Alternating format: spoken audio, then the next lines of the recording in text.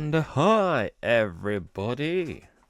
And welcome to another brand spanking all-in episode of Trip Around Multiverse with your host, the man who came back from Mount Everest just to fall from a scaffold? No, just to come in to do nothing. Carl Charles and the woman at the media scrum after the show. Did you watch that, by the way? No. All right. Well, I'm gonna say a line, and it's gonna pop you because you know it's gonna be out of context. Okay. The man, the lady who kissed Mercedes Moné on the lips, all four of them, Su Chong. Yeah. Ew. Okay. Yeah. And you guess who said that, right? Yeah, Tony Storm. Yeah. Oh, and in this episode, we are, if you can't tell, we are going to be reviewing AEW All in Texas instead of All in London because they couldn't do it in London this year, so they did it in Texas. Doing Forbidden Door this year. Yeah, which I'm going to. Which you said, were you going to? Or I'm going to it, yeah. Yeah. At the O2 Arena. Which is now a very well, it's going to be a very strange. Well, not. It's that card is question marks all over it because it's like, first of all, they have to continue the storylines of here, and then after here, anyways, things have changed a bit. Yeah. Okay. Did you watch the pre-show? I watched the second and third match. I didn't watch the first match. Okay. Do you want to quickly go through that? I didn't bother watching the pre-show. Hold on. Yeah. Let me just point out that All In started at 8 p.m. UK time today. Yeah. So we started watching it yesterday. Yes. And then it was still going on about nearly 1 o'clock, and I was like, nah. Because I tapped out at like 11. I was like, I can't. I had to get up early. I was like, I can't. I had to tap out now, and then I had to do stuff this morning. I didn't get back home to about 3 when I messaged you. I had to watch the other. Yeah. And then 3 hours. Then I messaged you back saying you got another 3 hours to watch. Yeah. Yay. Oh. All right. So the first two pre-show matches I watched was Big Boom AJ and the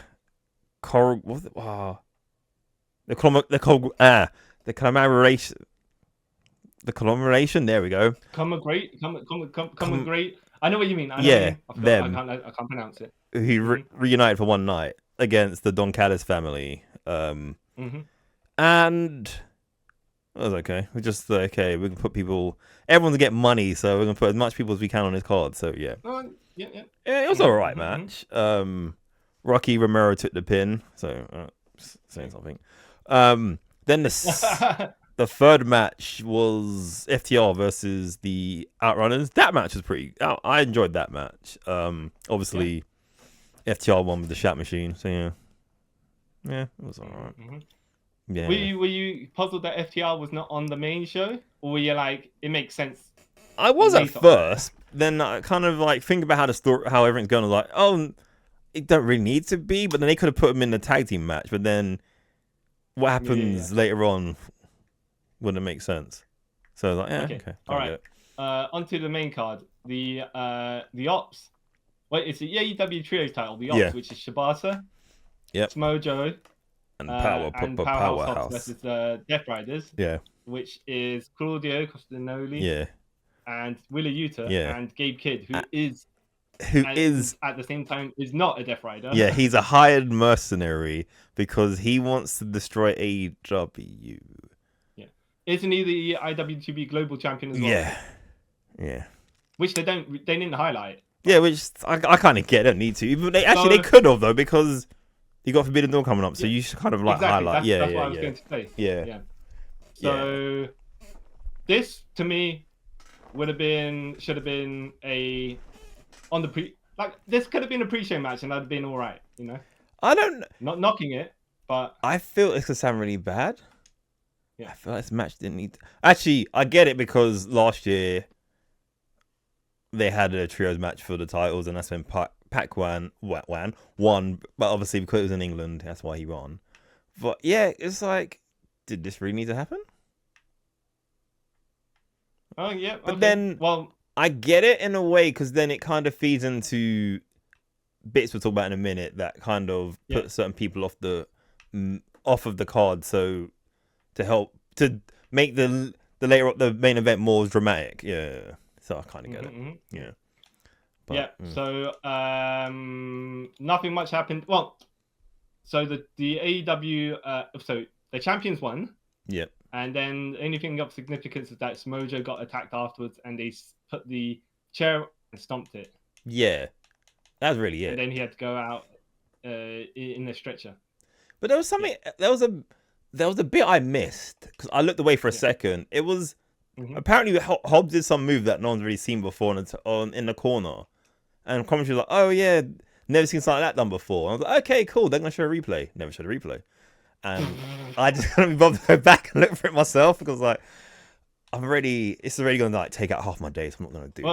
Look, when you see how long the meter is for where backtracking is, you could skip something, right? If it's a 10-second skip. Yep. But then how are you going to track those 10 seconds? No, it's just like, no, just leave it. There's no point. You could go back like 5 minutes by that, or 10 minutes at that point. Yeah, so I was like, you know what? Life is what it is. I'll just carry on with it. Yeah. Well, yeah. Muscle Buster and Wheeler Yuta and first time. I was like, well, of course, because on the in the Death Riders, only one man is there to take the pins. Yep, and that's Wheeler. I kind of get it because he is the guy at the moment who hasn't really got a legacy or anything like that. So didn't you protect him at this moment? Plus he's young, so you can always build him up anyway. So yeah, I kind of got it. Yeah, like you say, the things that happen here affect the main event later on, and that's about it. Yeah. So really, realistically, this could have been on the pre-show, and then when the main card started, like Smojo could have got a pin at the end of the pre-show, and then when it gets the trailer and the no, the trailer. The FBI thing where it says copyright. Yeah. Okay, that can flash up. Yeah. And then you see the Death Riders beating up Samoa Joe and everything like that. Right? And then you can, when they cut him off, then you get to play the trailer for the main show, and then at least you get all those parts that affect the end.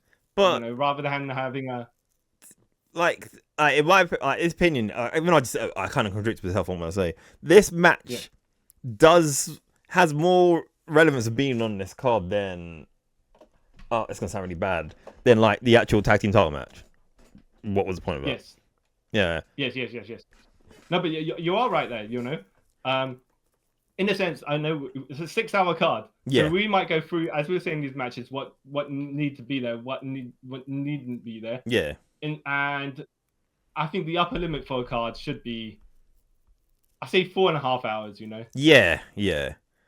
Yeah, because like once you get over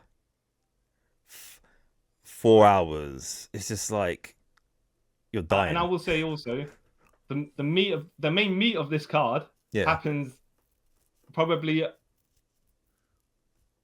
third match in. Maybe the fourth match in even. Fourth match in, yeah. So everything else could have been pre-show, Not pre-show. It could have just been like saved for like all out. You know what I mean? Like, which is in September. Yeah. Or, you know what I mean? Even yeah. No, you're right. There. Yeah. Not necessarily pre-show. Just could be saved for another time. Exactly. Yeah. But so not much to say about the trios other than the thing that the ending we talked about. Yeah. I thought maybe Hook will come in and turn on the Ops, but no. I thought that for a second. He wasn't even appear. Didn't even try to save them. He's just like no. Well, I thought at least he'll come out with them. Yeah, but no. Okay. No, he's beefing with them, but he's kind of not. So yeah, whatever. I think they kind of forgot he's employed. Yeah. So maybe it'll be a Shibata versus Gabe Kidd for the global title at Forbidden Door. Maybe. And Gail Kidd's going over, but yeah, that's a bit obvious. Yeah. Well, I see. You know what? He's good. Ever since we saw him vest that match with Kenny Omega, I'm on the board with him. Even though I'm not even sure 100% what his gimmick is. Yeah. Where he's just like a maniac who just wants to fight people. Like not a soccer hooligan, but just a standard hooligan, But like, you know what? Like, I don't get his like I said before, I don't get his character. Like, I've never liked characters say, yeah, who openly know they're a mad person, but then you're not a mad person because a mad person doesn't know they're mad. Yeah. And then, like, his gimmick in New Japan made no sense to me because I think I'll go over this quickly. All right, you know, Bullet Club is meant to be anti New Japan, right? They're just there to make money and destroy the company, whatever. But then his beef with Kenny Omega was that he loves New Japan. But you love what you hate. But then you have a big New Japan logo on your shorts. So like this doesn't. So let me ask you: does the Joker hate Batman or does he love Batman? He loves Batman. Depending on the continuity.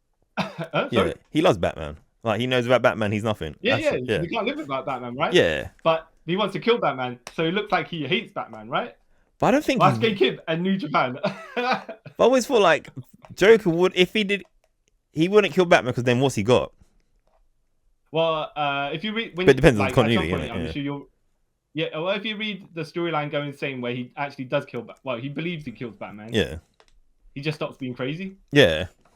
He's got nothing else to do with his life. Makes sense. Just like when the Terminator finishes killing John Connor, he's like, oh, well, I'm going to be a carpenter. Yeah. I still love that. It makes sense. Yeah. Oh. But yeah, this match didn't do that. Yeah. Moving on. Men's Casino Gauntlet Battle Royale for the AEW World Title Shot, which is it's not a Battle Royale per se, right? Yeah. It is a reverse Royal Rumble kind of situation. Everyone comes in at intervals, but the match could end before any minute. Yeah.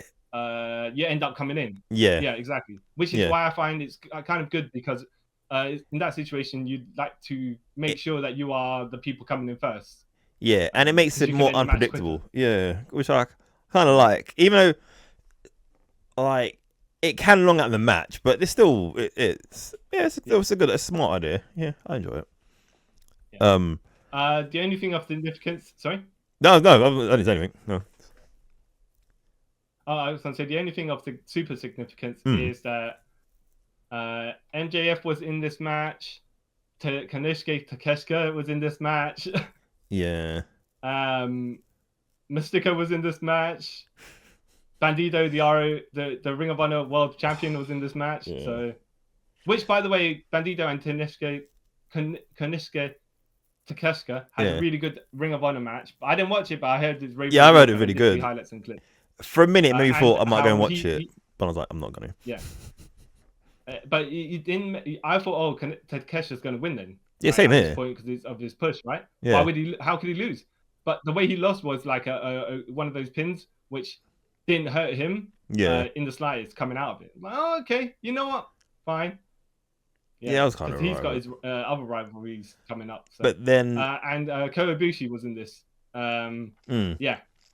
Like, and that's yeah. As soon as, because I was watching it, but I was talking to a friend while watching this, right? And as soon as, like, going through the people that's coming in, right? It was like everyone, we know MJF's gonna win. It's like, yeah. I was like, oh, I hope they do something with Koibushi, but he's just come back. It's gonna be too soon for him to win this. Anything, yeah. And then, like you're saying. From the other people that are in it, MJF is like the main favorite to actually win. Yeah. Which then, when it's like that, it's like, okay, what's happening later on? You know? Yeah. Because even like, if there was like recent releases on WWE or free agents in Japan and stuff, and then because even of no entry, you're like, oh, who's gonna be a surprise entrance? Like, everyone's sort of been signed or whatever, so no one's going anywhere. Like, gonna turn up, or unless go on. The only other person I thought it could have been like Copa come back here, but just or Jay White even, right? Yeah, because of Juice Robinson came back. Yeah, I was like, oh, cool. And then who are they tussling with? The other group that came out. The Gates of Agony. Yeah. And then the Guns came out as well. Yeah. And I was like, oh, okay. But then Finn. Why do I keep on calling him Finn? Juice. Juice Robinson when he shaved his beard, he doesn't look like Juice Robinson. No, he looked like a skinny version of Tama Tonga. That's what I said to our friend. He looks like a skinny version of good guy Tama Tonga when he shaved his beard. Yeah. Oh, ooh. Yeah. But yeah, it's good to see Juice but back. Other than that, MJF won when he snuck at what's it called? He stole the pin. Yeah, Mark Briscoe gave Roddy the J Driller, and then he threw Mark out, and then pinned Roddy. And in my hearts of hearts, I wanted Roddy Strong to win, but I was like, he's not winning anything in AEW. So no, he's not. Not where he is. But like you're saying now, I wouldn't say it's super predictable that MJF would win, only because of the amount of people that were in the ring. Yeah. But yeah, like you're saying, when you put it on the stats, where they are on the card. Yeah. And even story-wise, he's the only one realistically who has a story.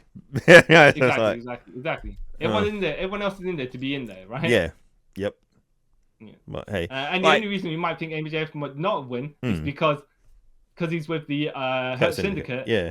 And either he turns on them or they turn on him. Something's going on there, right? Yeah. Which I hope with that we'll talk more about that later. Yeah.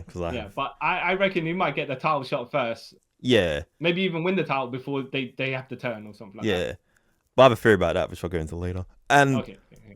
Like, if this was for a different title, like if this was for the title doesn't exist anymore, spoilers. The international title, like any one of those other people, I could have won. But when you was for the world title, like none of these people look. No. Yeah, but yeah, it was a good match. I enjoyed it. Okay, let's just say, right, I'm gonna quickly cover something else before is the next thing, and then we'll jump back to this in just a second. Yeah. All right. So Adam Cole came out and he had to vacate the TNT title because he has an injury. Yeah. He was gonna kind of say what he was, but then he kind of didn't because he was gonna say maybe he can come back. So he didn't want to kind of make a retirement speech without actually generally know if he retired. Yeah. So it might be one of those where he disappears for 4 years and then comes back. Yeah, which I hope. Same with Agent Daniel Bryan, Yeah. But later on, they're saying basically it's another concussion he has or something. I thought so. Yeah. Because I got confused. A Carl Fletcher dirty clothesline that actually did it on Collision. Because they only found out on the day. Yeah, because I remember I was looking for Instagram and it came up saying it showed the four people. Like, wait, what? And then I read the script, like, Adam Cole's injured. Yeah.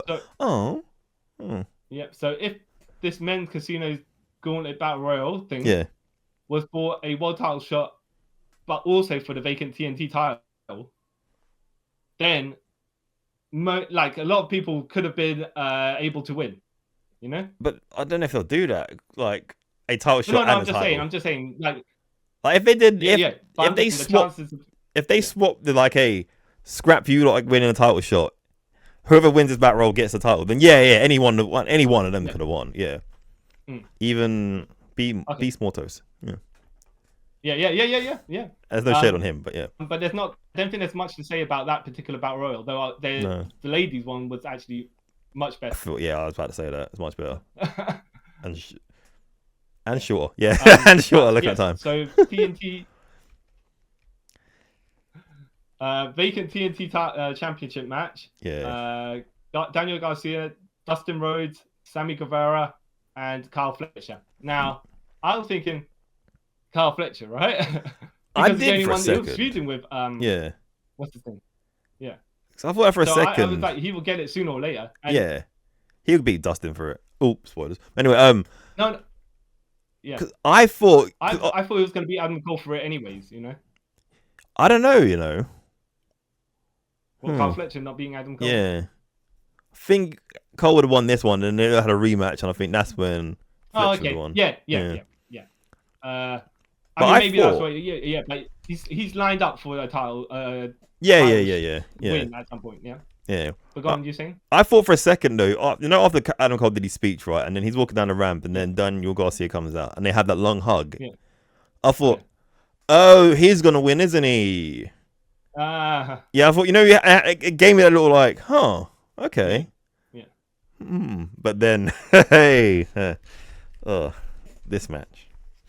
I thought, when he gave Adam Cole the hug, I thought then Adam Cole was just gonna prop to anyone that's coming down the ramp, like the next person, props to, and then when it's Kyle Fletcher, he's just going to stare at him and just be like off, you know. But like, and then at least everyone would have got something from Adam Cole. But I think like the other two, because Daniel Garcia is the only one that. Because he's the only one he actually has kind of history with. Like he hasn't really had any history with like Sammy Guevara or Dustin, so it'd be weird to be like, I'm gonna dap you up, and yeah. But what I can say about this match is everyone. Okay, so Daniel Garcia, Sammy Guevara, and Dustin Rhodes all gave Kyle Fletcher the shattered. Yeah. Except that the referee is looking. Yeah. So how does that work exactly? It's a non-disqualification move. But what we're gonna say is just like an atomic drop, right? They kick the turnbuckle pad, and the turnbuckle pad then hits the right. So it's not you didn't directly hit the person's nuts. But also, because it's a fatal 4-way, it's technically a no DQ match. Oh technically. Yeah. Because I was like, oh yeah, that makes sense now. Yeah. Now,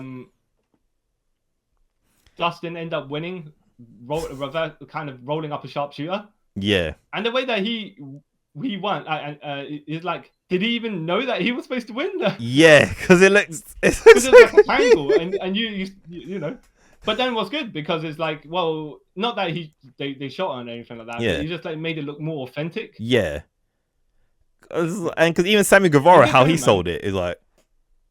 Yeah, because he just nearly got in there actually in time. So I was like, is this a botch? Is this a botch? Yeah. Well, obviously it wasn't. But no, good for him is the last time he had a singles title was in the late 90s. So yeah, we've been Intercontinental, wasn't it? Yeah. Wow. So they're getting good value out of him. Only because, right, we're guessing. Yeah. Kyle Fletcher's going to I say destroy him, but not in a jobber sense. Yeah. He's gonna. But to put Kyle over strong. Yeah. He's gonna wipe out Dustin, and it's gonna be like an extended squash. As far as I believe, it's going to be the thing that makes the most sense. Yeah, that's what I think as well. And then you get the sympathy, and you make Kyle not look like a kind of heartless beast, do you? Yeah. And then also I thought as well, because they're in Texas and he's from Texas, right? That's why. Okay, give him the hometown buzz. Yeah. Okay. Cool. All right. Yeah. This match was okay though. It wasn't great. No. Do you think that he's going to get a title run and hold it till All Out? Yeah, probably. Do you think he's just going to lose it? Like, say, for example, Dynamite coming up, he's just going to lose it, or within that period? I don't know, because All Out's in September, right? So they could stretch it out for like a month. Yeah, he could stretch his reign out for a month and then lose it. But the most shocking thing, you think, and it's kind of logical as well, that on the Dynamite, Kyle Fletcher just challenges Dustin and just wipes him out. Yeah. And then, because now he's got like 3 titles. It's just weird. Because he's got the Ring of Honor 6-man, the Ring of Honor tag with Sammy. Now he's got this. And then also, I kind of got the feeling he had his Cody's WrestleMania 40 moment, because all the people came out and it was like hugging him. I was like, yeah. Bless him. He's retiring soon. That's what he's retiring soon. Do you know who Q is in Street Fighter? Yes. You know the guy in the trench coat and the hat, yeah? Yeah. They could have the shot of Cody in the stadium, yeah? Yeah, he should have done that. The man clapping in the trench coat and the hat, go like that. That'd be hilarious. The only thing you see is the neck tattoo, so you know. Yeah, so you're like, oh, I see what they did there. That would have been, why didn't they do that? Yeah. That would have been amazing. That would have been so funny. Because I like how they go, his nephews are here. I was like, okay. But what about his brother? Yeah. Oh, but yeah, good on him, man. Good on him. He's retiring, I reckon, soon. That's why they're giving him this title. Yeah. And maybe you can even do like career versus title. Yeah. Oh no, so maybe Kyle Fletcher will win it, and then they'll later on do a career versus title match. Yeah, because I reckon this will lead to like Dustin probably losing those Ring of Honor titles, and then they'll do career versus something. Yeah, makes sense. I'm down. Look, good for him to get a good send off if that is the direction. Yeah, he is like 50 plus now. Yeah, and he's putting his time. And it's at least like but they're doing something significant with him. Whereas what they've been doing for a long while with him, nothing. Yeah, nothing super serious, you know. And like his final run seems like it's going a lot better than Jarrett's one. Remember that whole thing? Like, yeah, he's retiring this year, and then they kind of dropped that story. It's like, okay, yeah. Okay, sure, okay. Oh, but yeah, if you go on. I think that's just special. So this is where I think most of the card then picks up, and they probably should have started about this point. Yeah. The Young Bucks versus Will Ospreay and Swerve Strickland, and if the Young Bucks lose, they lose the EVP status, and if Will Ospreay and Swerve Strickland lose, they lose their chance to challenge for the AEW World Title for like a year. Yeah. Which okay. So, to me, I would have liked this. Like, I'd like to say, I think this match could have gone 50-50, but I think actually leans more in the Will Ospreay and Swerve Strickland section. Yeah. Like to win the match. Yeah. Though, had the Bucks won, then you would have Swerve Strickland and Will Ospreay go for the tag titles against the Hurt Syndicate, and I think you could have done something that. Yeah. It felt like them losing brought more drama to their characters later on. Yeah. If they were to go in that direction, then I'm not saying they should have, but it could have, you know. Yeah. And then they would have beefed with each other, and then kind of worked out something. In the sense of, look, if we can't do that, then we can do this. And at least take that from the Young Bucks, you know. Yeah. But, I enjoyed this match. It wasn't a traditional tag match. No. People were doing stuff even though they weren't meant to be in the ring, but the referee never carried them up. So whatever, right? All I'm gonna say is because Rick Knox fears the EVPs can do whatever they want, right? Yeah. So, you know. But there's something. Right before we get into the match though, what did you think of Will Ospreay's recycled entrance from last year's? Yeah. Ubisoft. Yes, if they got a new game coming out, you know. It's like, I remember this. I think Swerve and Will Ospreay should have come out with gear that looked similar. Yeah. The only thing that was slightly similar, they both happened to have gold in their costume. But Yeah. Okay. At least like color. That's a theme a bit, but all right, sure. All right. Yeah. So, I like Will Ospreay, but they made him look a bit too strong in this match. Yeah. I think some of the kickouts that he had, like he took kick out an EVP trigger and a Meltzer driver. Yeah. I think Swerve should have had some of those near falls as well. Instead. Yeah. Like that way, Swerve also looks strong. Yeah. Because like in this match, there's such a thing as too strong. Yeah. Go on. Because like in this match, like he just seemed like OP'd. It was like, oh, okay. Yeah. But then that goes to what I'm going to say later on in the next match, where someone's just Super Saiyan in the middle of the match, double that even. But we'll get onto that. We'll get onto that. Yeah. I like that the Bucks were working as a team proper, and Will and Swerve Strickland were on the back foot, and then they started accidentally hitting each other as well with each other's moves, and then they finally got it working. Yeah. But there was a decent amount of near falls as well when they accidentally hit each other. Yeah. Which I would have, if I was Swerve Strickland. Yeah. No, go on, you go. No, you say your bit. If I was Swerve Strickland and we lost and I ate some of those finishes from Ospreay accidentally, I'd then feud with him afterwards because that's the direction you can go. Like it caused drama for like all of a second. Like, oh, he hit him with a hidden blade, and then they're fine. Literally 2 seconds later, like, okay. I guess they're getting away from this. Yeah, you didn't get that. The like traditional, you hit me once by accident, so I'm gonna be angry forever. Yeah, it's like they got past that sort of trope, but because I don't know. There was a lot of nice sequences in this, where there was like a super kick sequence. Yeah. And then the Bucks did the flip pile drivers on the guys, bounced off the ropes and gave them that. Like Swerve gave the house call and Ospreay gave the hidden blade. Yeah, that was cool. That was a nice one. Yeah. There was one where Ospreay, I think, did he kick out a Meltzer driver and then kick out the EVP trigger? Yeah. And then the Bucks had him on the ropes, and they just started spamming super kicks on him. Yeah. Which is like, yeah. He was just eating tons of them. And then Swerve came to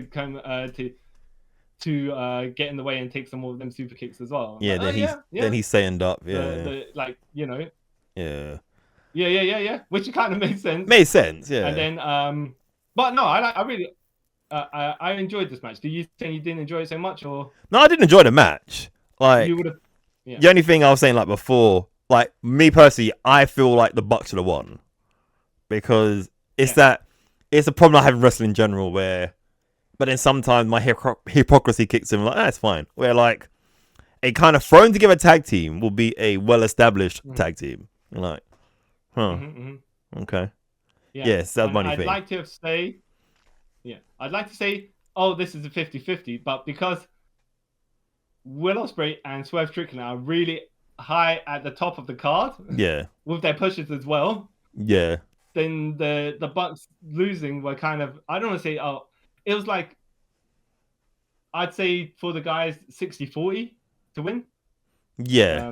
But like you're saying, an established team like the Bucks, you should have a bit more high percentage of winning. Yeah.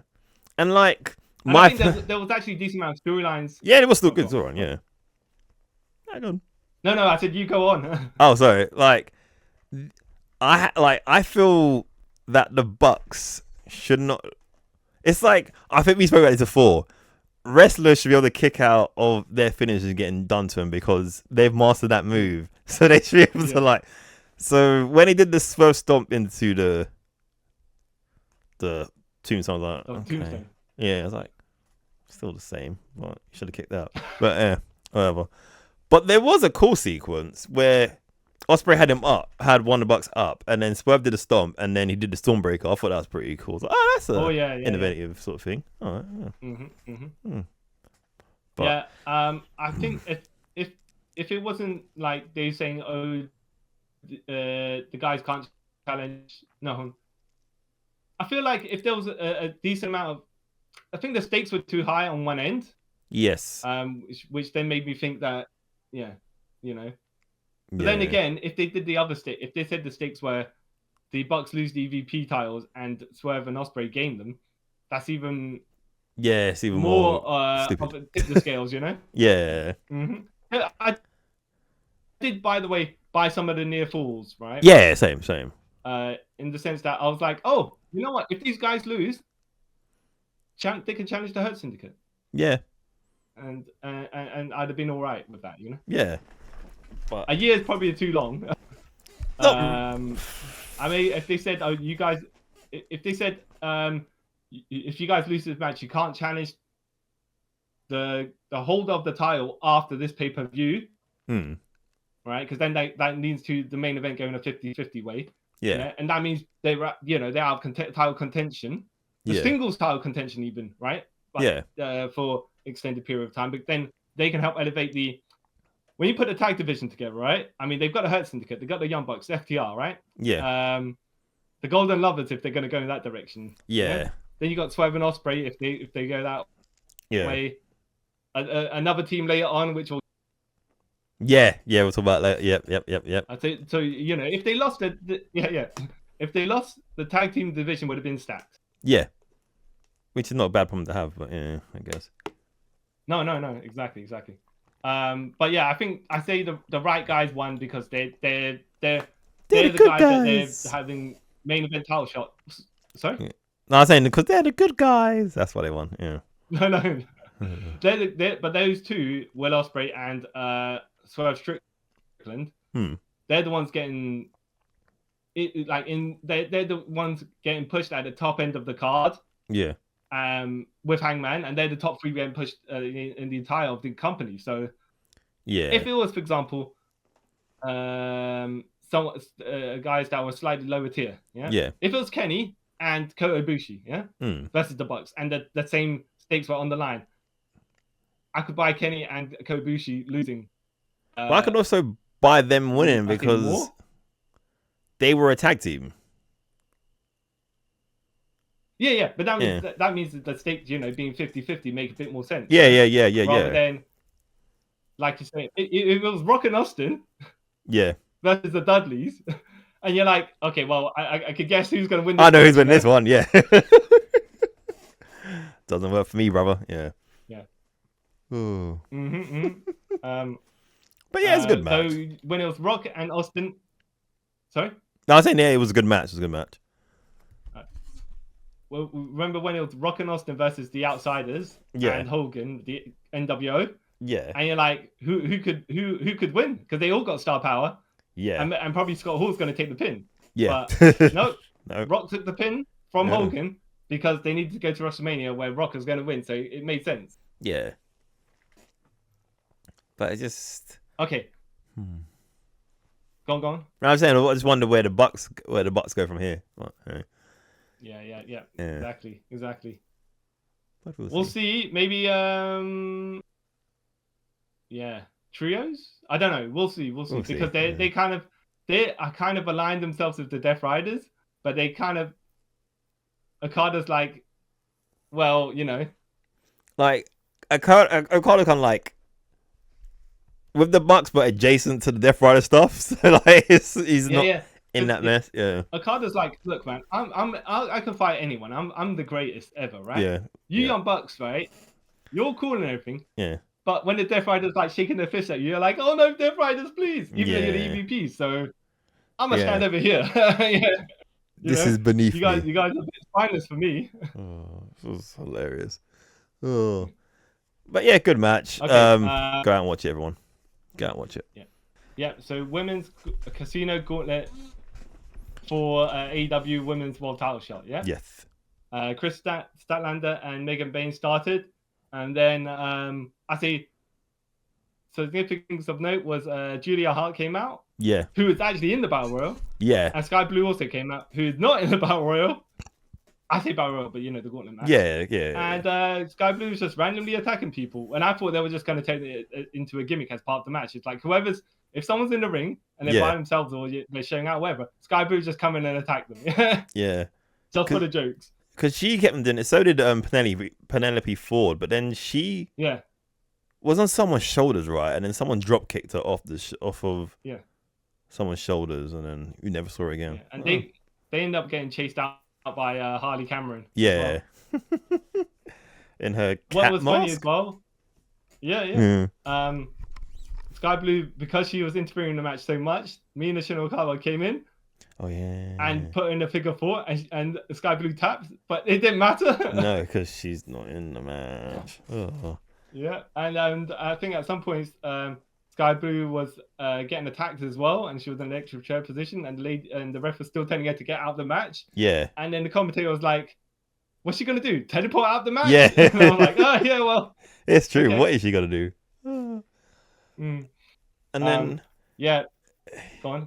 I'm trying to think, was there anyone of significance in this match, except for like the I would say, you know who Tech Clear is? Yeah. Toxic Spider. Yeah. By the way, for some reason, and this is kind of random, but I imagine her coming out to the Broly theme song, Pantera. For some reason, she just looks like, because she's that Austrian rock chick. Yeah. And then I just imagine her coming out to that. You know what? Because she's Austrian as well, isn't it? And for some reason, it's stuck in my head. I just think of her as like the female Gunther, even though they wrestle nothing alike at all. No, exactly. Yeah. And like, I just keep thinking her theme song being Gunther's one. I was like, oh, it's not. Yeah. Oh. Somehow I'm slightly disappointed. Different theme song. We've assigned a theme song in our head which are completely different from one another. So I was like, this doesn't make sense. But look, So Willow Nightingale for some reason having beef with Chris Statlander, even though they're kind of friends but not friends, and it just depends. Yeah. Maybe on the day of the week. I don't know. Yeah, and like how commentary said, one tried to reach out to mend it, then the other one tried, and now they're just not on the same page. Like, yeah. Okay, because you know you don't drop the ball in that storyline, but okay, sure. Yeah, exactly. But this was much better than the men's one. I think because a lot of ladies were clashing. Yeah. And then they do massive big spots as well, where they jump off now between the ring apron and the barricade, there's actually quite a wide gap, right? Yeah. Because usually it's not that big. Yeah. And so then, when the ladies get dove on, all their bodies just kind of fly everywhere. Yeah, it's just disperses like. Yeah. I think it might have been as well. Some of the ladies here had better chance of winning than the percentage that the men had. Yeah. The distribution of the odds. Yeah. Athena came in. Yeah. And then she gave the O-face to Mina Shinikawa, and I'm like, oh, okay, because all right. Like, so Mina won the interim Ring of Honor Women's TV title. Okay. To get pinned by the women's Ring of Honor Women's champion. Okay, fine. Makes like sense, I guess. But then when Athena won, I was like, okay, does this tell me the winner of the next match? Yeah. Yeah. I kind of the same thing. Like, I kind of know who's gonna win this now. All right, but no, I did enjoy this match. I enjoyed it. And a good couple of decent amount of other females could have won as well. Yeah. Which made it a bit more. Near falls and pins were a bit more significant than in the men's. Yeah, because they had Chris Statlander, Megan Bain, Willow Nightingale, Thunder Rosa. Yeah. You can adjust the odds, but Athena herself. They Teklia could have even there's like people like at least how many there was 1 2 3 4 5 6 7 8 9 10 11 12 12 women in this match. At least 7 of them I could have saw winning. Yeah. I knew it was quite cool that they debuted someone, and with one thing I'll give AEW, when they debut someone in a Rumble, like in a gauntlet match, something like that, they're not guaranteed to win. So I kind of let them off of that. Like Ricochet last year, he's not winning. And then this Shuri chick, when she debuts, cool, she's new. And they keep telling me she's new. And even what's her name, Alex Windsor, I knew she wasn't winning, but if she did win, I was like, I wonder why she won. Yeah, Forbidden Cool coming up in England soon. Well, not than that, because her husband is Will Ospreay. But yeah. So okay. Yeah, so I was like, So I'm kind of glad she didn't win, because then I'll have that perception in my head, and I don't want that perception in my head. But yeah. So, as soon as Athena came out, I knew she was winning. I was like, she's winning. It only makes sense. They're kind of been like building this for a while, so it kind of makes sense.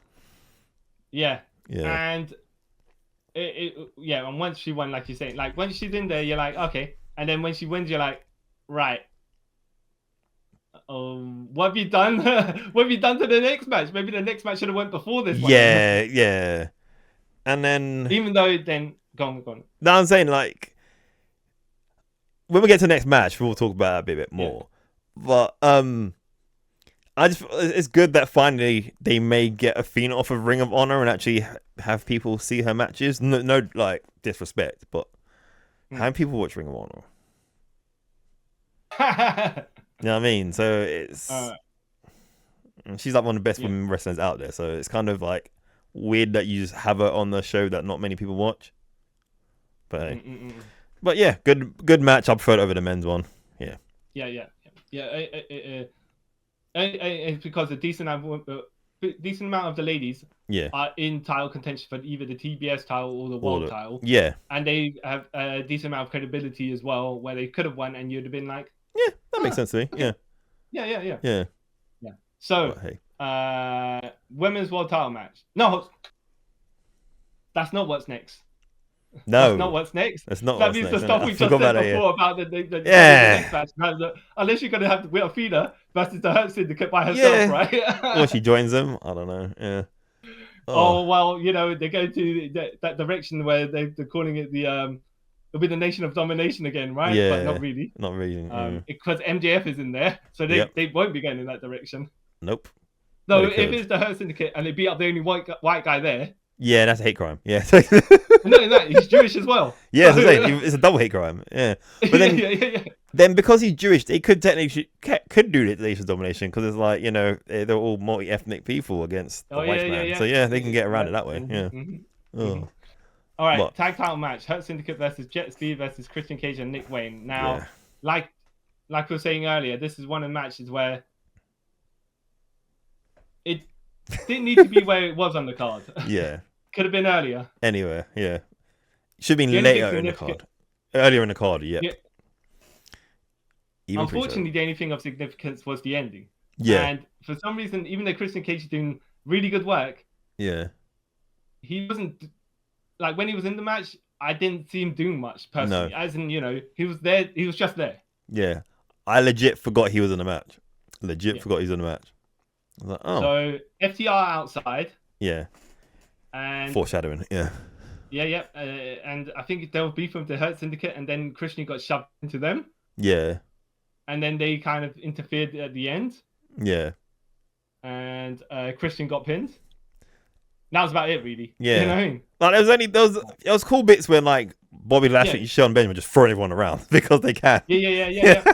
Shelton Benjamin flipped German suplex one of the Jets. Yeah, that was dope. To everyone else on the outside. Yeah. I was like, that's crazy. And then that bit when Lashley Irish whipped one of them and then Shelton like pancaked him up in the air and he's hit the stairs. That was pretty cool. Oh, okay, that's different. If it was Jet Speed versus Hurt Syndicate just as a match, I think that would have been better received. Yeah. Because then you got the two high flying, fast paced guys, and I know Lashley's more of a power guy, but at this point, Shelton Benjamin is also having like essentially cruiserweights in there, Yeah. And I'm not knocking them for cruiserweight. No. WCW back in the day, we're talking about guys who can work with, take the bumps for the big guys. Yeah. And it still looks good rather than back then we're just like you're just jobbing these guys out. Yeah. So Christian got pinned and then Nick Wayne turns on Christian. Yeah. And then FTR is about to like beat up Christian more, right? Because they're This is where it got kind of stupid to me.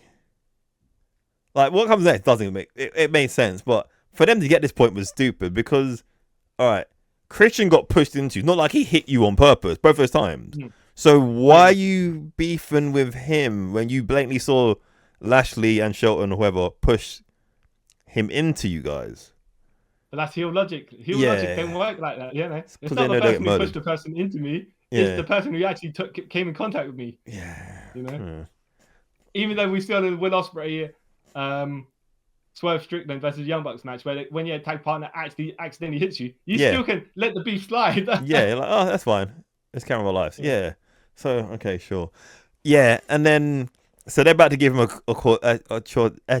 concerto. What's wrong with words? And then we hear, you think you know me. You think you know him. And this whole bit made me laugh because Christian's about to get murdered, right? But Edge is able to run down one side of the stage, then run to the other side, and then do his fireworks, and then come to the ring. It's like they could have killed him twice and left. And what was funny is that the guys in the ring decided to come to him. Yeah. Well, then he's doing all this. We can kill this guy and leave. But we're gonna wait to him do all that, and then we're gonna run at him. Yeah. Because being heels in wrestling, you got to do the stunt. Oh no!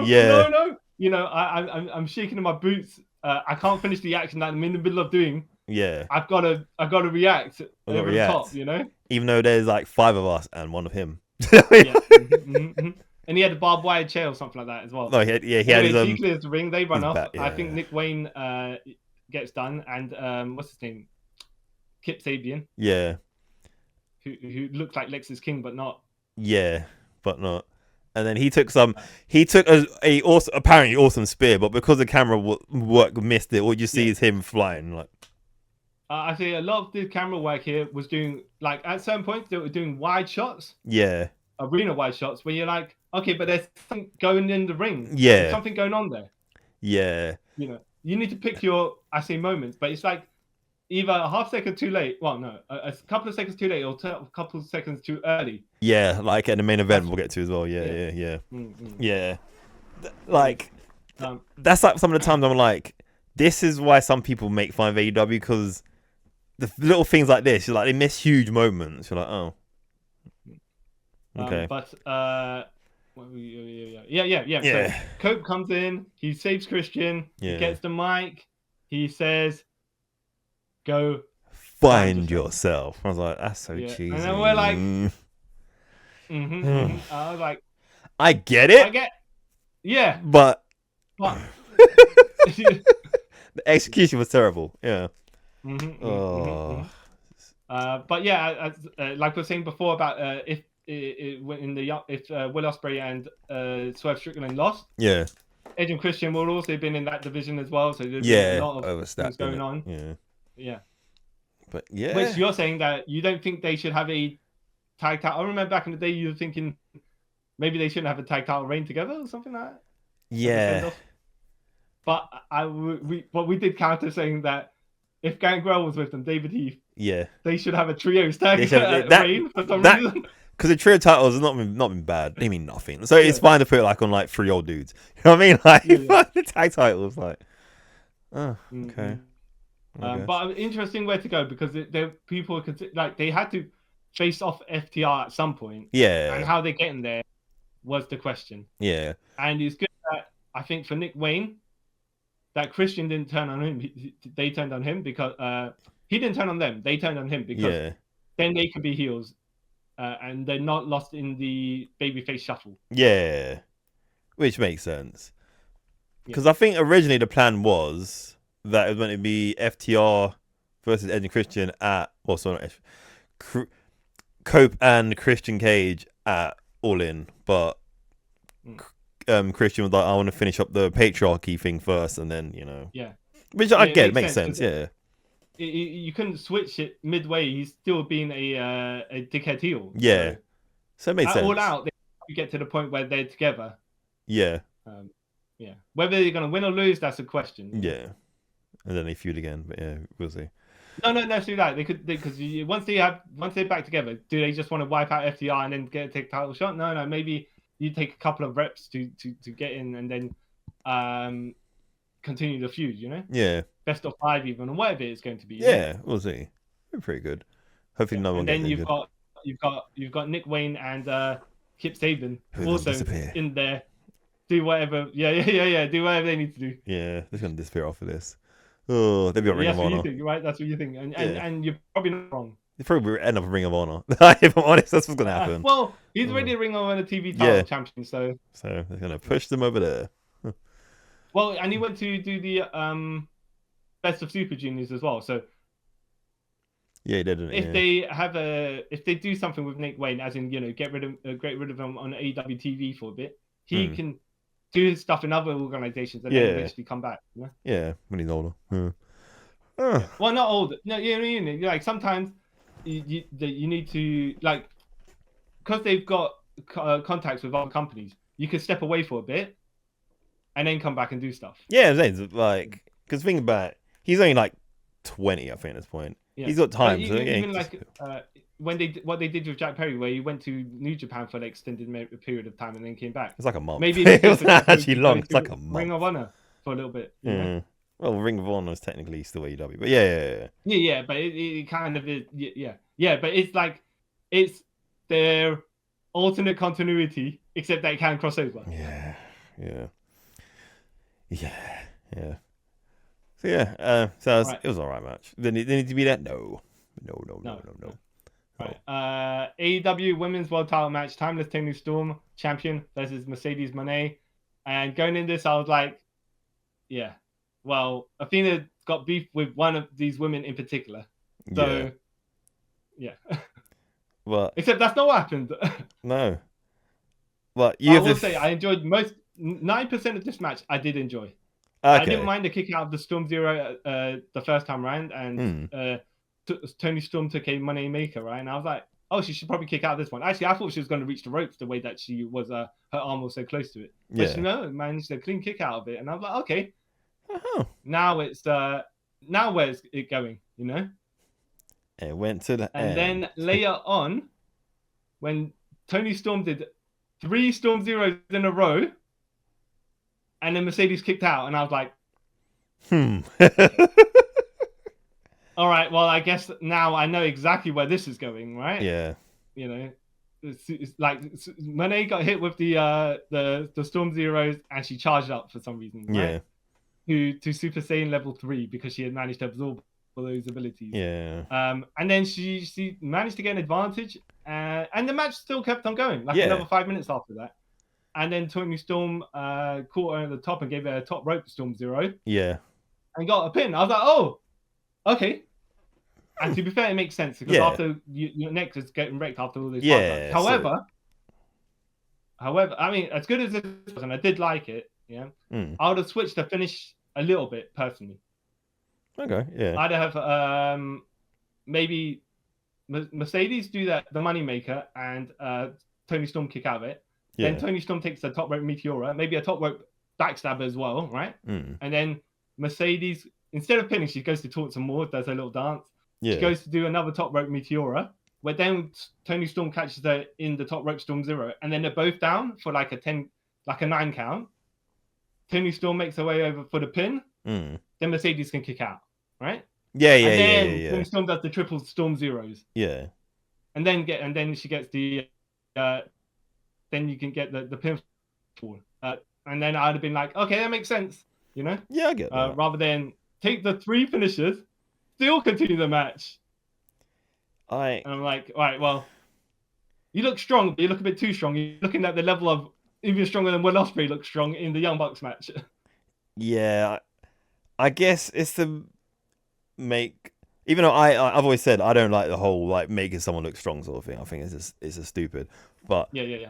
I guess for someone like, it makes sense for them to do it because like she's basically until now she's undefeated in AEW. So like, okay, I get it. You gotta do it like that, but you can't always do this. You know what I mean? Like it's a bit too much. The thing is with Toni Storm, she's built her second finisher as the Swarm package. So this match could have ended as a Swarm package and still been fine. You know? Yeah. But besides that, like, disclaimer, I fell asleep halfway through this match and I woke up near the end. Because only because, but not because the match was boring. No. Back you up there, but because it's way late in the day. Yeah, and like I ran a 10K this morning and it was super hot, so that's like that's the reason why. It's nothing against the match or anything like that, because I actually was enjoying it. It was just like trying to stay awake, being an old person. But besides that, like I'm kind of tired of the timeless character, but her matches are still good. Like the character so much, it just doesn't appeal to me.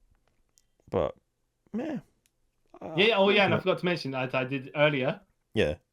Mercedes, Mercedes went to kiss Toni Storm in the match before giving her a finisher, and then obviously Storm kicked out. And then later on, I think Storm gave Mercedes a kiss. Yeah.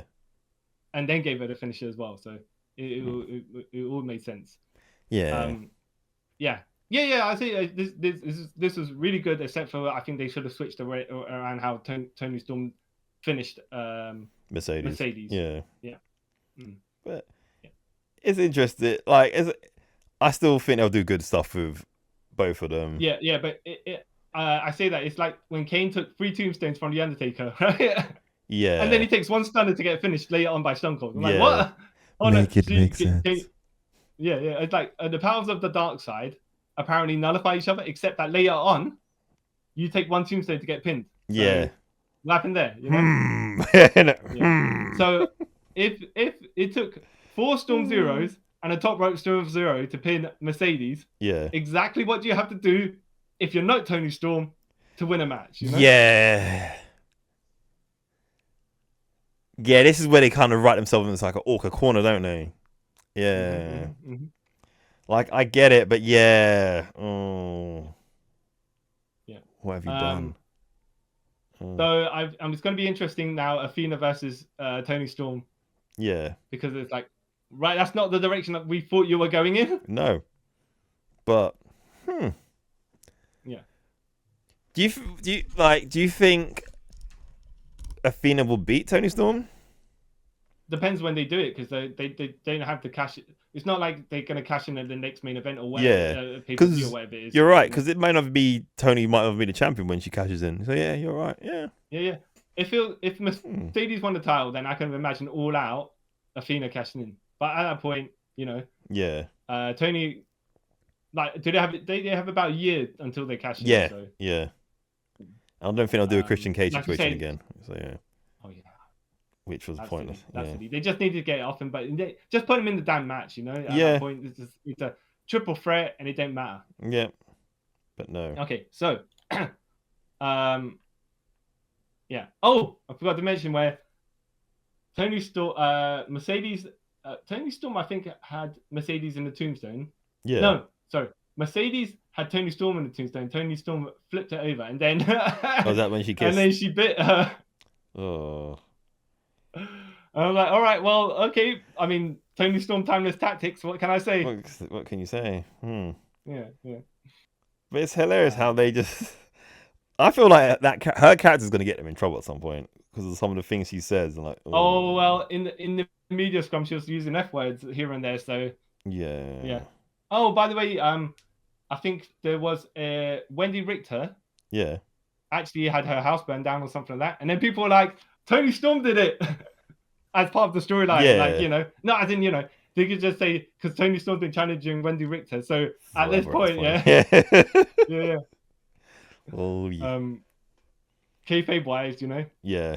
Kayfabe. Anyways, okay, onto the next match. AEW Unified Championship, winner takes all. Okada, the Continental Champion with Don Callis versus Kenny Omega, the International Champion who's with Kota Ibushi. Yeah, which I like how Kota Ibushi did legit like how a second would come in for New Japan where he literally just crept on his knee the whole time. Yeah. I was like, I like that. He is programmed into his brain.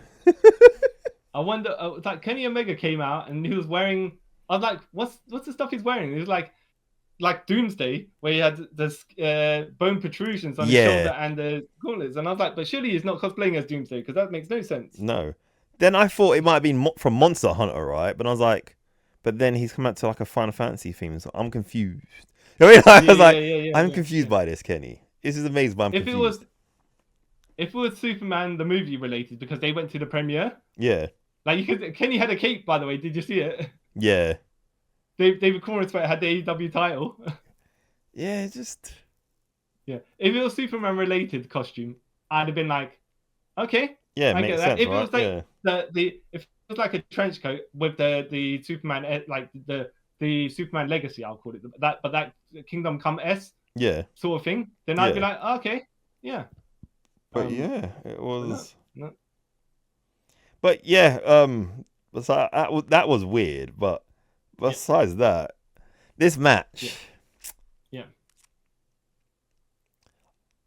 was amazing. Actually, like you was gonna say like bad. No, I actually love this match. I will say, I reckon, it's not as good as New Japan matches, but only because they were built longer.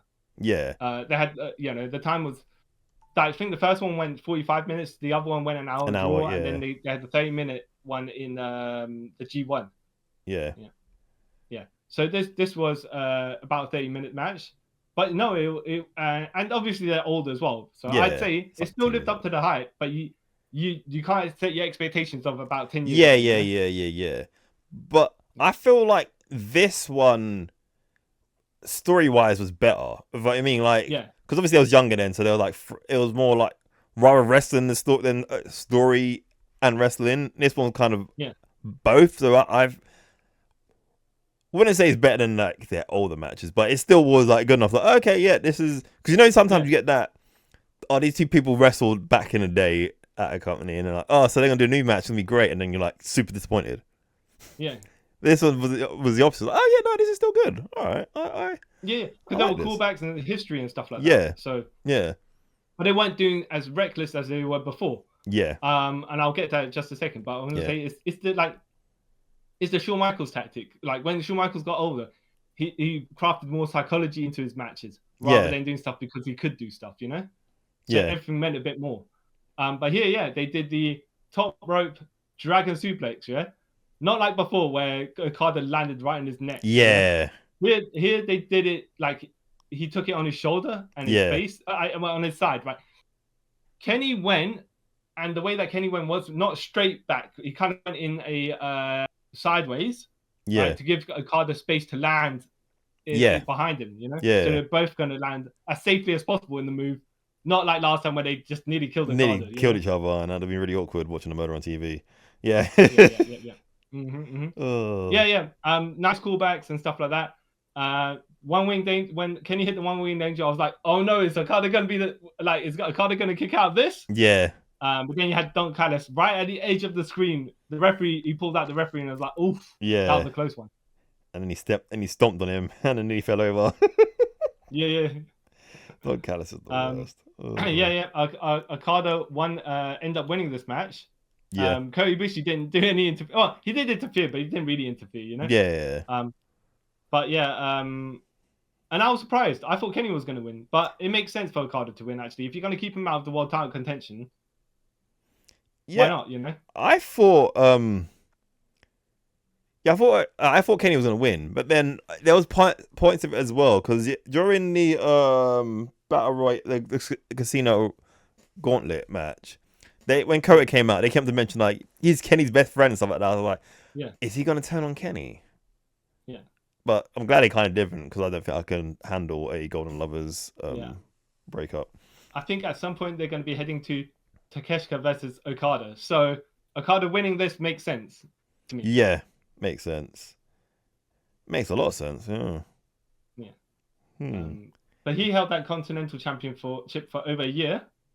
And now he's merged this one, so he's going to hold it, another year? Another year, probably. He'll probably lose it at the Continental Classic, because he can't be a two-time Continental Classic. But then... So I say he can't be, but I don't think they're going to do that. But do you think they're still going to do the Continental Classic now that they've unified that title? Yeah, I think so. Okay. They did say on the media scrum afterwards that the unified champion takes the rules of whoever the person who won. Champion. Yeah, exactly. Okay. That's cool then. So it's going to be 20-minute time limit. Yeah. And no, I'm not sure about 20-minute time limit, but basically saying no interference. And Tony Khan was saying to Don Callis, it was at the referee's discretion, and I know you interfered, yeah? Yeah. But by the new rules of the championship, yeah, you would have got fired. Yeah, he would have. And then Don Callis said, that's all right, because you know what, to beat this guy, yeah? I love the new rules. I love the new rules because this guy doesn't even need my help to win. In fact, people should be fighting champion, and they should never have any interference from anybody to win. Even though hypocritically he was just doing it himself. Just doing that, but I was like, okay, you turn the tables, but you know, you're calling yourself out for being a scumbag. But you're like, you know what? Other people shouldn't be scumbags. Yeah, you're like, and all scumbags should get fired. I'm like, all right, okay. I guess that makes sense. Oh. But like you're saying, this is a very good match to watch as well. Like I said, the back end of the aside from the tag match, the tag title match, from the point where Will Ospreay and the Bucks, Swerve and the Bucks were in, you know, that's when the cards started going really like stepping up a level. Yeah, big time. Yeah. What? And I wasn't surprised. Like, the finish was pretty good, where Okada hit Kenny with a Rainmaker, and then Kenny kicked out. So then he gave him like that avalanche mudslide where it was, and then picked up again, and then Rainmakered him, and then pinned him. I was like, Kenny's gonna kick out, isn't he? No. Isn't he? And no. Yeah. I was like, oh. I think like, logically speaking, right? If someone kicks out your finish, you pick them up and you hit another finisher right on them, right? Yeah. Don't give them time to recover. You know, that's what some of these guys do. Some of them don't. Some of them do that shock face, right? Yeah. And then they get enough time to exactly. Yeah. The other person recover. You want to pick them up and just hit another one straight away. Literally. No, you know. I was like, oh. Or your secondary finish, or your other one, whatever it is, you know. But no, he just literally bang, Rainmaker. To be fair as well, when they're calling Okada the best in the world, the best in the world has to kind of win, you know. Yeah, exactly. So, yeah. But even though I will say they don't keep him at his New Japan level of star power, they are keeping him relevant, you know. Yeah. Not where he probably should be, but where kind of he's at a certain status. Yeah. Yeah. He's like he's that guy you got to beat before you go to the top there. Yeah. Even though they keep them all separate from each other. Yeah. Even I reckon as well, I think Kenny's retiring really soon. Yeah. Oh, well, diverticulitis. Yeah. So, I'm cool. With but there's avenues now for Okada now that he's won the title. The title. So, you know, Forbidden Door matches, you can matches that with Gabe Kidd even, Kota Ibushi, you know, or like Roderick Strong, stuff, people like that. Like, I don't want to say necessarily you can feed them to, but he's got whole like the entire mid card to deal with, the upper and lower mid cards, because you can even throw Swerve Strickland in there to challenge for that unified title, and I don't think it'd be out of place. Yeah, no, like, yeah, no, you wouldn't. No, if Swerve was dragging for like the TNT title, I'm like, okay, dude, you're above this. But yeah, but yeah, I get what you mean. Oh, yeah, so really good match. Yeah, and I want to say the right person won, but I think the guy with the more storyline avenues kind of won. Yeah, the better choice for where they're going. Later on, next, yeah, wherever they're going next. Yeah. All right, AEW World Championship match, the Texas Death Match, Jon Moxley champion versus Hangman Adam Page. Yes. Boy, this was bloody. This was like their match before. Like, they just love their Texas Death matches. But they're getting the forks and stabbing each other in the head, and I was like, ooh, okay. You know what? That nearly took me out of the match. Because it's like literally a minute in, I was like, oh, really? This is where we're going? But then they brought me back, so I was like, okay, fair enough. Yeah. Well, it set the tone. Yeah. And then I was like, their intros, and there's 45 minutes left in the pay-per-view. Yeah. I was like, okay, where exactly are we going here? You know? Wow. Yeah. Oh. But yeah, no, it was bloody, and it all made sense because of the hatred. Even though we thought that Hangman was going to lose because. Yeah. Yeah. I thought Hangman was going to lose because Swerve and Ospreay won. And I was like, because you can't have like two good things in a way, you know. But yeah, this match,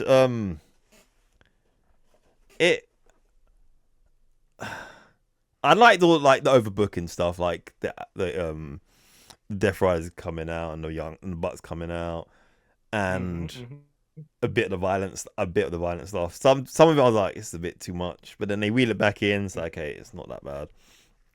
Like, yep. So like you're saying, the Death Riders came out, and then you got a Darby Allin video play on the Titantron. Yo, I'm at the top of Mount Everest, and I'm coming for you, sucker. But you didn't really say it like that, right? But basically, yeah. And then you had a guy come out in a blue mask doing the yes chant, flying knee, and then bam, it was Daniel Bryan all along. Yeah. And then, Bryan Danielson, right? Yeah. And then I was like, why play the Darby Allin video if he's not coming out? Yeah.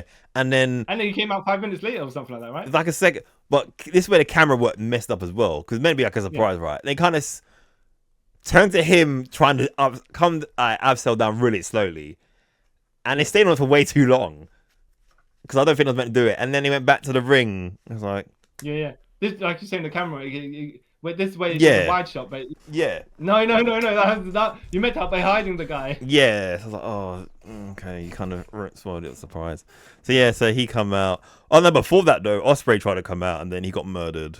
I was like, okay. Yeah, and I was like, okay, hold on a minute, right? Swerve, your buddy that you were just having a match earlier with... Why didn't you both come out at the same time? You just left him to get stomped on with a chair. Yeah. You know, just like Samoa Joe got done right, earlier in the match, earlier in the pay-per-view. So... What's your game, Swerve, right? Yeah. Because if Ospreay beefs with you, I can understand it. Yeah. But then also later on, when Swerve did come out, they were like, his problem is with Hangman Page. Yeah. And that's why he was in second thoughts of coming out. But that made sense. They actually talked about it in the media scrum as well. So, but we'll get to it towards the end. Yeah. But like, I can see why they did the Ospreay thing. They're probably writing him off for a while so he can go back to England for a bit and then come back, whatever. So I was like, okay, I get it, but how they wait back in time next month, by the way, for Forbidden Door. Yeah, but how they did it, right? Like the chair thing, how they set up it. I'm not going back. It doesn't look like it would hurt him like that. Because like most of the chair was literally on his chest. You know what I mean? Like, so it's like, and he just stepped on the top. It's like I don't. Okay, sure. Yeah. Okay, whatever. All right. Sure thing. So yeah, there was lots of like Death Riders, the paradigm shifts, and lots of dead eyes, people getting dropped on broken glass, through tables, people trying to hang each other. And then they decided to get the bed of nails, and I was like, yeah, okay, you know. Yeah, because this this ain't too much. This is not. How exactly are you going to do this? Yeah. And he decided to give a paradigm shift onto the bed of nails, onto the corner. Yeah. Oh no! So he did a stomp, right? He did the curb stomp on Adam Page. Yeah. Which you could see Adam Page put his hand, like his arm. Yeah, boom like that. To block it, right? Which then commentators did point out as well because they're so blatant on the camera. Yeah. Like, obviously, you're not going to stomp the guy into it, right? Yeah. But his head wasn't going to be coming near the thing because in case you're going to stab your own eye. So I was like, okay, that's fine. I accept that, right? Yeah. He should have stood up and sold his arm, his hand or something like that. Yeah. Because that way, but the camera angle switched, so you didn't know what he was studying anyways, which is kind of fine. And I know the comments kind of covered it. And I didn't know if Adam Page then was going to blade himself. But that's when Moxley grabbed him and gave him a paradigm shift from the corner of the bed of nails anyways. Yeah. So whatever you were intending to, if you were intending blood, it would have happened in the next move. So fine, it's fine. But I just thought like that whole bringing a bed of nails was kind of like dumb anyway. It's just like we know you can't really do anything with it because that is legit murder. And then doing the stomp onto it again is like you can't. There's no way of this looking like you actually hit the move. So why even do it? Yeah, you know what I mean? You took Moxley took a buckshot and back bumped into them, but like a safe back bump. Yeah. Onto the bed of nails, which I was like, okay, cool. Yeah, cool, fair enough. Cool. Yeah. Because if you know that I see the trick for the bed of nails, but the more surface area they kind of spread out. So even though I wouldn't want to land on them, there is a safer way of landing than not, you know. Yeah. And then I was like, okay. And then he gave him the buckshot, right? Onto that, and then that's when he tried to hang it. Oh no, well no, that's not the finish. So yeah, then Moxley's like, before I kill him, I want him to see the belt. I'm Moxley. Yeah. So then Marina Shafir goes over to get the briefcase, and then she picks up the briefcase, then can't move. It's like, wait, what? My arm! I've been handcuffed. And then I thought it was funny. I had like just none. I can't remember. Hey! I was like, that's quite funny. Oh. And then he runs off, and then the Butts come in, give Adam Page. That's before that, but yeah, they give him like 2 super kicks and then the BET trigger. And yeah, so they're about to come in again. And then Swerve comes with the chain that he gave. The chain that was a part of his match with Hangman. He knocked the Young Bucks out and he walks over to the ring, gives the chain to Hangman, and then watches the murder ensue. So technically, he's an accomplice in this murder. So they go. Moxley and Hangman are fighting back and forth, trying to like strangle each other, and then Hangman gets up a hand, throws him over the rope, and then hangs him. And then he's like, rawr, rawr, "I can't move. I'm Moxley." Rawr. And then he taps out, and then everyone's happy. That's a callback to the finish of the last time with one, so it made sense. Yeah, yeah, and then. John Moxley, Adam Page, the new AEW champion. I was like, oh, okay. I was like, good. I didn't think that they were going to give it to him at that point, but no, it made sense. It made sense. They kind of, I don't think that was what the initial storyline was, and I do think that the Darby Allin thing they were kind of still waiting for, but they're like, you know what? Let's hit it while it's hot. And it actually makes sense. Yeah, and it actually makes sense because like, and then you should watch the media scrum afterwards because Adam Page talks about. I was like, what there was a question of someone asked about how what do you feel like, you know, for Swerve to help you win, and he's like, I hope we are like past our issues. I mean, I hope I've become a better man, and then Swerve as well. I think we might not like each other, we respect each other. There's a turning point here, and I hope I deserve all your accolades and attention, you know, and stuff like that. You know, the way he was.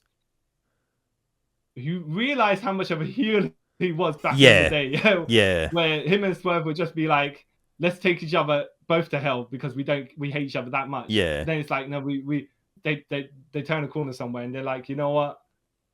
We both can come back from this, you know, in a different way. Yeah, because I want to see that because they have a little meeting on Collision, innit? And they basically say like, we're both hurt people are hurting each other, so we need to sort of like yeah. get on past that. I was like, okay, that's a cool way. I like that.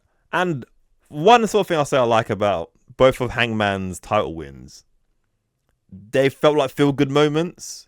Like when he first won it for Kenny, when the Bucks came out, and then like you thought the Bucks were going to turn him, like, you know what, we've been dicks, you've got this, and then this. I feel that was that one was planned for the first 2 years of AEW. Yeah, and just seemed to be like, oh, actually, for the past 6 months, oh, actually, you know, he's getting good reactions. Yeah, do we go in this direction? And then they're like, he's won the Owen in the Heart tournament, but are we going in this direction? Then like, you know what, let's pull the trigger. Let's pull the trigger, because we've accidentally, not say accidentally, like his growth, he actually has grown in the character since we kind of forgot about him. So it makes sense for him to be Mox. I was like, yeah, no, it does. Like, you know, good on them. So yeah.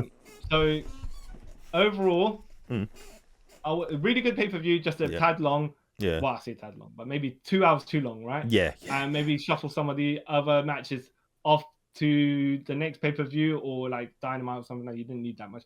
But I will say why they did it made sense. So because WWE were doing Saturday night's main event. Yeah.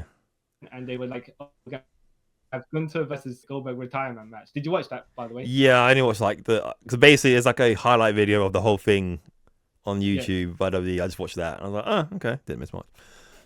So it's a 15-minute match, by the way. Oh wow, I only saw like 2 minutes of it. They cut down to 2 minutes of me. So Yeah. I think they paced it really well to make Goldberg look like he could last the time. And it's Gunther, who doesn't have a finish, so it wasn't a finish to spam. Yeah. But I don't like it how they WWE are like, oh yeah, we don't fear AEW, right? Yeah. And then you try to sabotage them. Yeah. By putting on like a, you know, name value match. Yeah.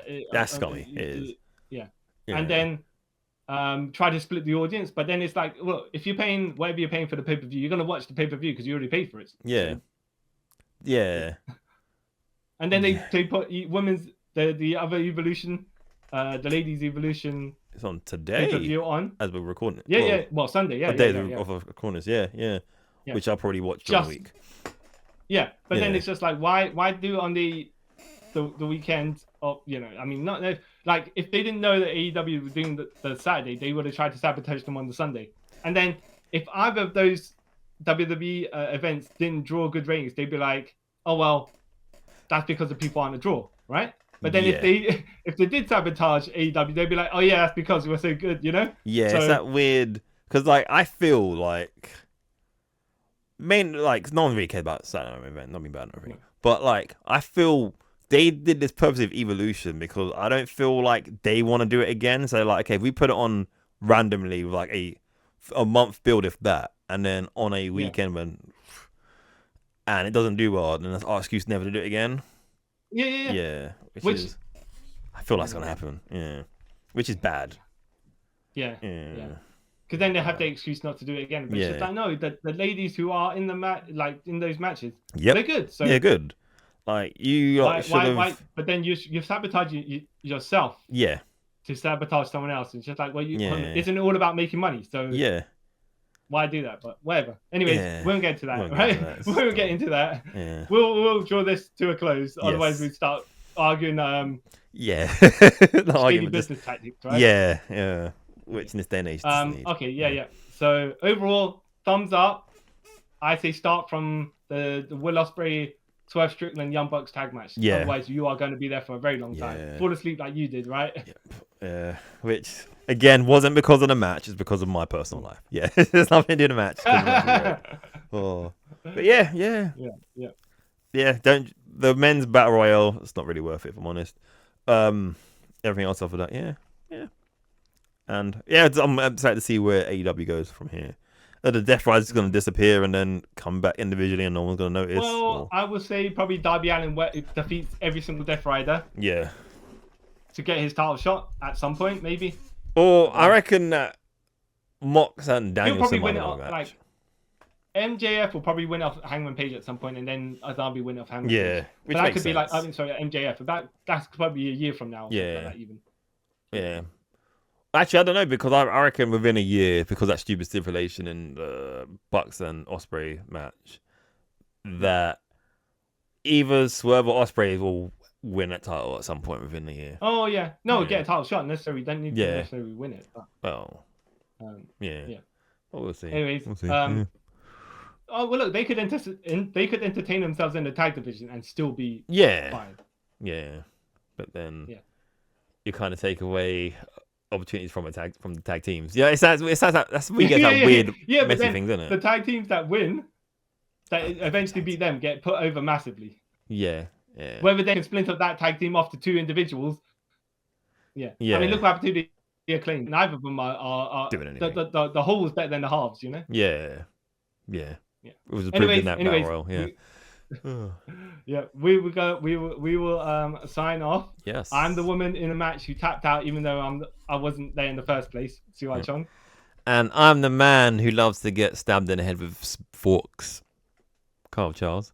And thank you for listening to us review AEW All In Texas. Let us know what your favorite matches was. If you've seen it, and are you gonna go see it? I don't know.